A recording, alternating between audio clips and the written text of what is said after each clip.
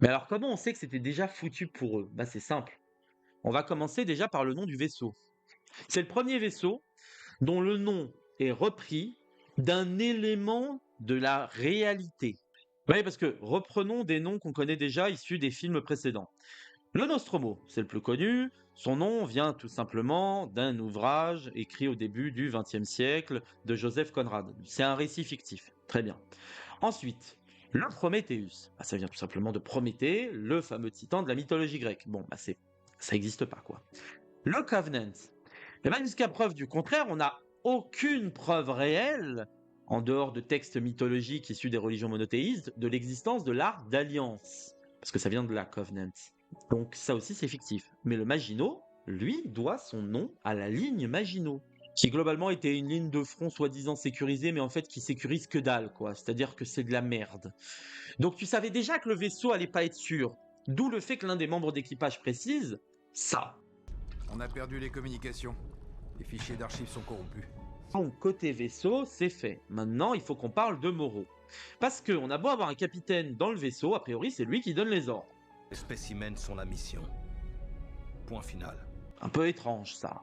Mais bon, pourquoi pas.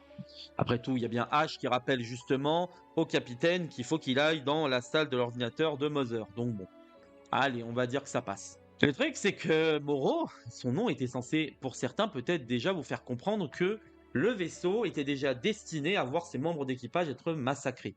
Et oui, c'était une fatalité d'emblée. Pourquoi? Parce qu'en fait, je suis quasiment sûr que le prénom de Moreau est inspiré de la divinité primordiale Moros. C'est une divinité qui incarne la fatalité. En gros, vous êtes destiné à crever, c'est écrit à l'avance, pour faire très simple. Donc, on savait déjà qu'ils allaient quasiment tous crever. En fait, c'est lui qui incarne justement Moros, étant donné que c'est lui qui finit par condamner les membres d'équipage à l'avance, les déclarant même ensuite tous morts à Mother.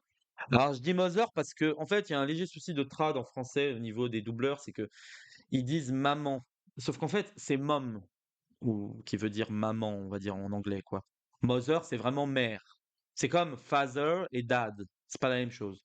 Enfin, l'importance de la façon dont on nomme la personne n'est pas la même. C'est plus affectueux, mom ou dad.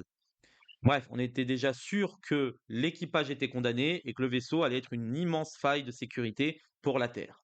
D'ailleurs, le côté destiné fatal s'incarne aussi à travers la mort des deux Marines que Moreau rencontre, étant donné que c'est lui qui scelle leur sort.